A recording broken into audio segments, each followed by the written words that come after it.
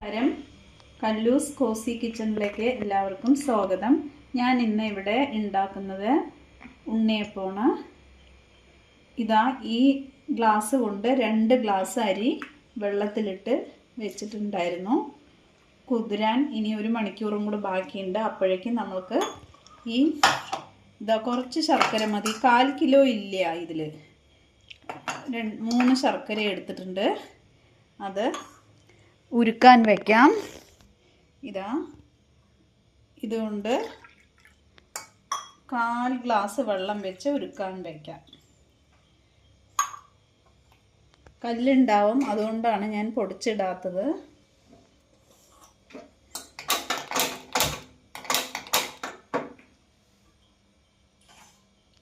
ഗ്യാസിൻ്റെ സിലിണ്ടർ ഓഫായി, അതുകൊണ്ടാണ്.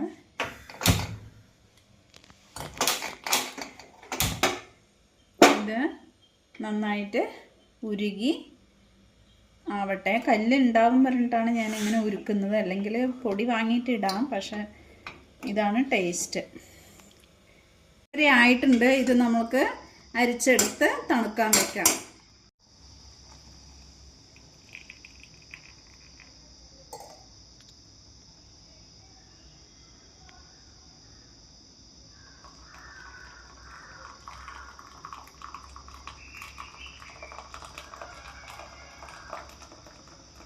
കല്ലുണ്ടാവും പറഞ്ഞിട്ടാണ് ഇങ്ങനെ ചെയ്യുന്നത്, അല്ലെങ്കിൽ നമ്മൾ പൊടിച്ചിട്ട് ചെയ്താലും മതി. പക്ഷേ കല്ല് കാണും.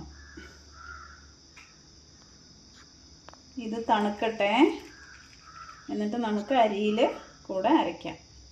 ഞാൻ ഈ ഗ്ലാസ്സിൽ 2 ഗ്ലാസ് അരിയല്ലേ കുതിർത്താൻ വെച്ചത്. അരിയെല്ലാം കുതിർന്നു. ഈ ശർക്കര പാനിയും തണുത്തു. അപ്പം ഇനി നമുക്ക് അരച്ചെടുക്കുമ്പോൾ ഇതാ ഒരു പാളയംകോടൻ പഴം ഇടുന്നുണ്ട്. നിങ്ങളുടെ നാട്ടിൽ എന്താ പറയാന്ന് എനിക്കറിയില്ല. പാളയംകോടൻ പഴമാണത്. അതിനെ മുറിച്ച് നമുക്ക് ഈ അരിയെ അരയ്ക്കാം. അരി കുതിർന്നതാ. വെള്ളം ഒഴിക്കണ്ട, ഈ ശർക്കര പാനി കൊണ്ട് അരച്ചെടുക്കാം. വെള്ളം ഒഴിച്ചാൽ കൂടുതലാവും. അങ്ങനെ കുറച്ച് വെള്ളം കൂടുതലാണെങ്കിൽ കുറച്ച് മൈദാമാവ് ഇട്ടാൽ മതി, കുഴപ്പമൊന്നും ഉണ്ടാവില്ല.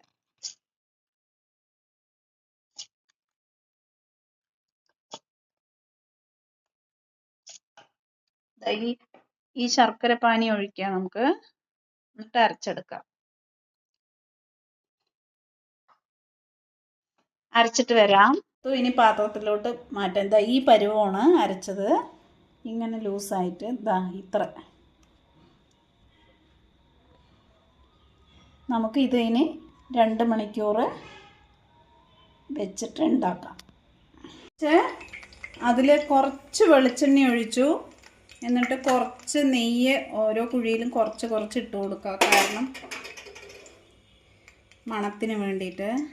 നെയ്യ് മുഴുവൻ ഒഴിച്ചാൽ നല്ലതാണ്. പക്ഷേ നമ്മൾ വീട്ടിലുണ്ടാക്കുന്ന നെയ്യായതുകൊണ്ട് കുറച്ചേ ഉള്ളൂ.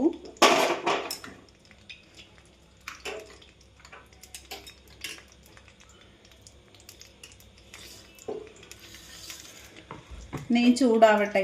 നെയ്യും എണ്ണയൊക്കെ ചൂടാവട്ടെ. ബാറ്റർ 2 മണിക്കൂർ. പഴയ ഉണ്ണിയപ്പ കല്ലാണ്, അതുകൊണ്ടാണ് ഇങ്ങനത്തെ കളറ്. 25 വർഷമായ കല്ലാണിത്. പക്ഷെ നല്ല മയം ഉണ്ടാവും. വേഗം എടുത്താൽ കിട്ടും. ഉണ്ണിയപ്പത്തിൻ്റെ മാവ് ശരിയായിട്ടുണ്ട്. ഉണ്ണിയപ്പെന്നും പറയാം, നെയ്യപ്പെന്നും പറയാം. നമ്മൾ ഇതിൽ കുറച്ച് നെയ്യല്ലേ ഒഴിച്ചിട്ടുള്ളൂ. ബാറ്റർ 2 മണിക്കൂർ കഴിഞ്ഞു. ഞാനിതാ ഉണ്ടാക്കാൻ എണ്ണ ചൂടായി. ഓരോ കുഴിയിലും 1/4 ഭാഗം ഒഴിച്ച് കൊടുത്താൽ മതി.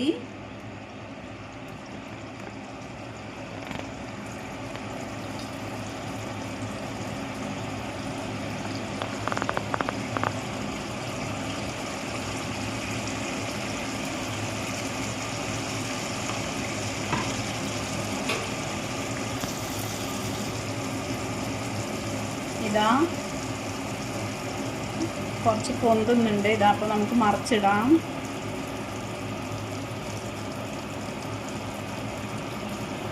ഏലക്കായ ഇട്ടിട്ടുണ്ടായിരുന്നു, ഞാൻ പറയാൻ മറന്നതാണ്. അരയ്ക്കുമ്പോൾ തന്നെ ഇടണം. ഇതിൽ തേങ്ങാക്കൊത്തും ഇടാം, പക്ഷെ ഞാൻ ഇട്ടില്ല. ഇതാ പിടിക്കാതെ തന്നെ മറിച്ചിടാൻ സാധിക്കുന്നുണ്ട്.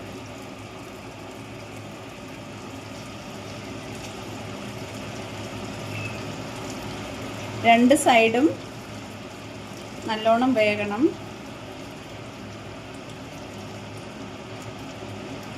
പപ്പടക്കോലോ ഇതുപോലെയുള്ള കത്തിയോ കൊണ്ട് എടുത്ത് മറിച്ചിട്ടാൽ മതി.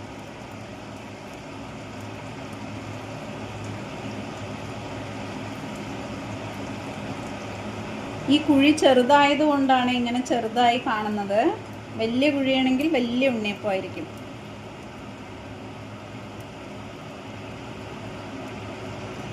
മറിച്ചും തിരിച്ചും ഇടാം നമുക്ക്, എന്നാലേ രണ്ട് സൈഡും നന്നായി വേവുള്ളൂ. എണ്ണ തെറിക്കാതെ സൂക്ഷിക്കണം. ഇതായിട്ടുണ്ട് ആദ്യം ഒഴിച്ചത്. ഇതാ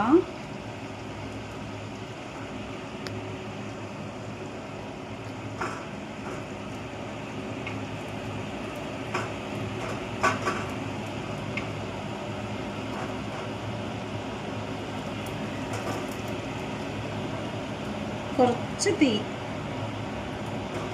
സിമ്മിൽ വയ്ക്കാം. അടുത്തത് നമുക്ക് ഒഴിക്കാം. പെട്ടെന്നാവും ഇത് സംഭവം. നമ്മുടെ ഇത് ഉണ്ണിയപ്പത്തിൻ്റെ ഈ കല്ല് ശരിയാണെങ്കിൽ പെട്ടെന്ന് മറിച്ചിടാനും കിട്ടും. ഇത് ഞാൻ കുറച്ച് അരിയല്ലേ ഇട്ടിട്ടുള്ളൂ, ചെറിയ ഗ്ലാസും കുറച്ച് അരിയല്ലേ ഇട്ടുള്ളൂ. ഞാനിപ്പോൾ ഇത് നിങ്ങൾക്ക് കാണിക്കാൻ വേണ്ടി കുറച്ചേ ഉണ്ടാക്കുന്നുള്ളൂ, ബാക്കി ഞാൻ ഫ്രിഡ്ജിലെടുത്ത് വെച്ച് നാളെ ഉണ്ടാക്കും. ഇതാണ്ടോ പെട്ടെന്ന് മറിക്കാനും കിട്ടുന്നുണ്ട്. ഇതിൽ പിടിക്കുന്നില്ല, എണ്ണയും ഉണ്ണിയപ്പം വലിച്ചെടുക്കുന്നില്ല. ഒഴിച്ച എണ്ണ അങ്ങനെ തന്നെ ഉണ്ട്.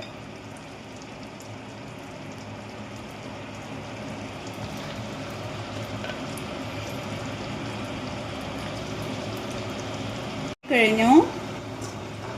ഇതാ ഒരെണ്ണം പോലും ഇതിൽ പിടിക്കാതെ കിട്ടിയിട്ടുണ്ട്. ഗ്യാസ് ഓഫ് ചെയ്യാം നമുക്ക്, അല്ലെങ്കിൽ കരിഞ്ഞു പോകും.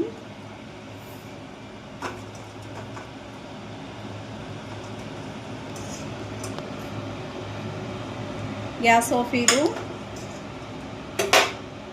ഉണ്ണിയപ്പം റെഡി ആയിട്ടുണ്ട്. ഞാനിതാ ബാക്കി മാവ് ഫ്രിഡ്ജിൽ വെക്കാൻ പോവാണ്. നാളെയും ഉണ്ടാക്കാം. ചൂടായിട്ട് കഴിക്കാനാണ് ഞങ്ങൾക്കിഷ്ടം.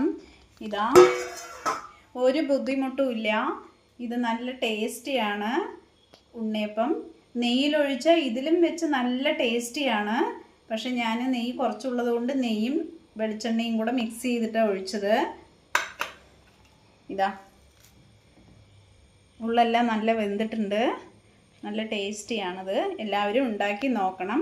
ലൈക്ക്, ഷെയർ, സബ്സ്ക്രൈബ് ചെയ്യാൻ ആരും മറക്കരുതേ.